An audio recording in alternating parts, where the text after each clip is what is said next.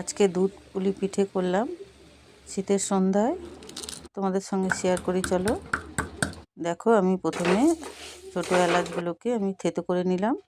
এরপর আমি চিনিটাকে একটু পাক দিচ্ছি, একটু আদা দিয়েছি ওতে গ্রেট করে। দেখো চিনিটা আমার পাক দেওয়া হয়ে গেছে, ঢেলে নিলাম। ওই চিনির এতেই আমি নারকেল কুড়িয়ে নারকেলটাকে ভালো করে চিনির সঙ্গে মিশিয়ে নিচ্ছি।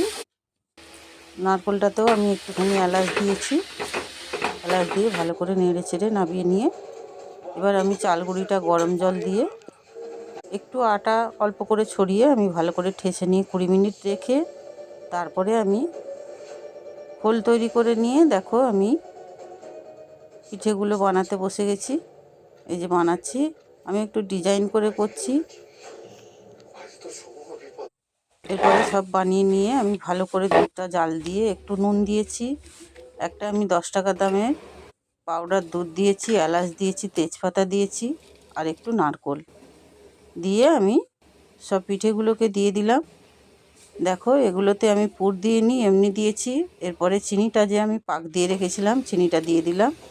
এবারে আস্তে আস্তে করে একটু নেড়ে দিলাম। দেখো ভালো করে ফুটিয়ে নিয়েছি আমি, 20-25 মিনিট ফুটিয়ে ভালো করে সেদ্ধ করে নিয়েছি। দেখো গাঢ় হয়ে গেছে। এরপরে আমি নিভিয়ে দিয়েছি। এই যে আমার পিঠেটা তৈরি হয়ে গেছে। এরকম করে বানিয়ে খেয়েও খুব সুন্দর খেতে লাগে।